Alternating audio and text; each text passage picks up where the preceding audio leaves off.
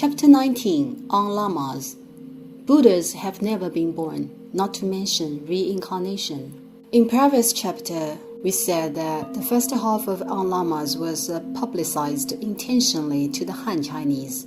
It is an essential policy of national religious strategy, which is to advocate the Yellowhead sect, while the second half is proclaimed to the Mongolians and Tibetans, which is to formulate the religious principle of Tibetan Buddhism. It is exactly the Taoku reincarnation system, drawing lots from the golden urn, Chinese 金瓶侧签. In the second half of the article, the Qianlong Emperor elaborates why 金瓶侧签 is deployed to be the Taoku reincarnation system. First of all, he bluntly points out the disadvantages of the existing Taoku reincarnation system. He says, 其分日下，所生之忽逼勒汗，率出一族，思则于世袭绝路何异，余意以为大不然。The Qianlong Emperor scolds that the Taoku reincarnation system has been deliberately manipulated by the noble families under the name of reincarnation. What does 率出一族 mean? Taokus were always born in the same family. Then how does it differ from the hereditary system of official title and family fortune? It should have nothing to do with the succession of the official titles. He says continuously, 余意以为大不然. I evaluate it disapprovingly. Expressed with classical Chinese prose, the syntax of this phrase is full of a derogatory tone.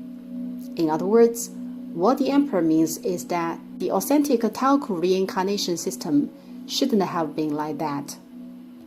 率出一族, Taokus were always born in the same family, implies historical incidents, without which you will not understand why the Qianlong Emperor determinedly implements the system of drawing lots from the golden urn. We will unpack the incidents in detail when we introduce Banchan building, number 23 on layout, later. But let's bring forward a part of the incidents now for better understanding. Whom does the Qianlong Emperor refer to of 率出一族 with so furious diction? I evaluate it disapprovingly. 率出一族 refers to the families of the 6th Banchan Erdeni. When the 7th Dalai Lama was of Parinibbana, the 6th Banchan Erdeni presided to identify the child candidate to be the reincarnated Lama. Namely, the transformed body of the 7th Dalai Lama would be asserted by the 6th Banchan Erdeni. The asserted child would be the reincarnated Lama, who is the 8th Dalai Lama. However, it is such a subtle coincidence that the family of the 8th reincarnated Lama was a relative to the 6th Banchan Erdeni. Simultaneously, Drangpa Hutuktu, elder brother of the 6th Banchan Erdeni, was the supervisor of the Tashalompo monastery, the highest rank monastery in Tsang region. His younger brother, Chongdrap, was the 10th Shamaba Lama, one with the red hat, Taoku, of Yangbachen monastery. We've talked about the 4 major sects of the Tibetan Buddhism, Nyingma, Sakya, Gaju, and Gelug. Nyingma and the Sakya schools' influence had been trending down starting from early Qing dynasty, whereas the other 2 schools, Gelug and Gaju, were flourishing. Of the 2 Taoku lineages of Gelug school, the 6th Banchan Erdeni was one of them, and he identified the 8th Dalai Lama, whose family were relatives to him. There are 2 Dhamarajas lineages of Gaju, Dhamaraja Shamapa, one with the red hat, and Dhamaraja Kamapa, one with the black hat, one of which was also from the same family. It meant that of the 4 leaders of central Tibet and Zhang region, 3 of them came from the same family. Isn't it called 率出一族? Talkus were always born in the same family. Moreover, the intricate relationship ultimately aroused the conflict of interest and the property scandal, which led to the invasion to Tibet by Khalkha army in the 18th century. Tashrenpa monastery was looted consequently. The Qianlong emperor was shocked and furious upon hearing the news. Therefore, he determined to deploy the reform on the Talku reincarnation system to spurn the Mao practice of 率出一族. This is the root cause for the system of drawing lots from the golden urn. The religious riot of 率出一族 was exactly referred to the incident that too many Talkus were from the family of the 6th Banchan Lama. That's why harsh words spit by the Qianlong emperor in On Lamas. Buddhas have never been born. Where does the reincarnation come from? Which implicitly demonstrate his concrete Buddhist knowledge. These words are extremely sharp, which reflects the fact that the emperor was expert at Buddhist dogmas. What is the definition of Buddha? Buddhas have never been born. Namely, Buddhas are not subject to birth or death. Namely, Buddhas are in Nirvana. Buddhas pursue Nirvana, which is the liberation from the karmic cycle of life and the death and extinction of wisdom. How does the reincarnation exist? This statement is a key perception of Buddhist tenets, and it suddenly awakened people wandering in dreams. Whom did the Qianlong emperor insinuate to? To all the grand Talkus. All things are produced by direct and secondary causes and have no reality. This life is void and next life is also void. So is reincarnation. What Buddhas pursue is Nibbana, which is of absolute tranquility. You may reincarnate, which is authorized, but the candidates ordered to be from your family alone.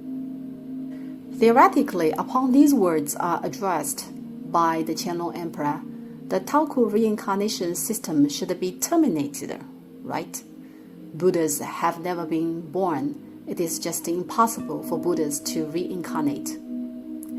However, the Qianlong emperor played a brain twister game. He continued, if there are no reincarnate Hutaktu, there would be no one that the thousands of Tibetan monks can rely on. Therefore, the system has to be perpetuated. Dear readers, please note the aforementioned text. It has to be protected, is mentioned, and the similar words are addressed here again. The system has to be perpetuated. This methodology is actually consistent to the secret memorial to Nian Genyao at that time. What exactly was the original wording? A persuasive reason should be available, meaning you have to hold justice. Do not ever undertake the fame of a lama's slaughter. Artful plots should be played by showing innocence. Under the circumstance of no alternatives, thenceforth there would be no single loophole in the entire process. That is to say, I am so innocent. I have no alternatives, and you forced me to do so. This paragraph essentially means that thousands of Chakpas and monks from Tibet and Mongolia would have no one to interest if there is no reincarnate Talku. I have to admit the Talku reincarnation system. The Qianlong emperor pierces the essence of the issue and deals in a tactful manner. Holding the viewpoint of Buddhism doctrines that Buddhas have never been born, not to mention reincarnation, he then turns to a contradictory statement. There are thousands of Chakpas and monks would have no one to rely on. Hence I have to. This is thoroughly a political art, which is slick and sly. He exemplifies several cases of reincarnate Talkus in the annotations. What for? They are quoted to reveal the fact that the Taoku reincarnation system has been thoroughly corrupted. For example, quite a few Gaji Taokus are reincarnate from the same family. And the Jetsun Denpa Hutaktu of the Outer Mongolia is of the similar case. Jetsun Denpa Hutaktu are of family relatives like uncles and cousins. Even more exaggeratedly, infant candidate of a reincarnate Lama had been identified before a true reincarnate Lama was born. And ironically, this infant candidate turned out to be an infant girl. This was a scandal indeed. The emperor exemplifies so many cases with such patience. What does he intend to address? Firstly, to highlight the Shuaichu Yizu. Not only the family of the 6th Banchan Lama had such incidents, but also Jetsun Denpa of the Outer Mongolia, which belongs to Gelug, right? It happens in both Tibet and Mongolia. Regarding the Outer Mongolia in particular, how can you identify a Taoku of an infant girl? Secondly, he points out the scandal was not merely happened in Banchan Erdeni and Dalai Lama, Gelug. The two Dharmarajas lineage of Gaju, child candidates of a Khanate Lama of the red hat and the black hat, are from the same family as well. In other words, it is not a special case of Gelug, but also of other schools. It is not a rare case in Tibet, but also in Mongolia. Thirdly, why does he tirelessly and repeatedly exemplify these cases? It is the observance to the testament of the Yonghe emperor. It deems appropriate and considerate only when something is done with fair reason. Namely, you must justify yourself and demonstrate you have no alternatives and are obliged to do so. That's tactically flawless. Casting all these discreditable cases is to illustrate that the Taoku incarnation system has to be reformed. But how?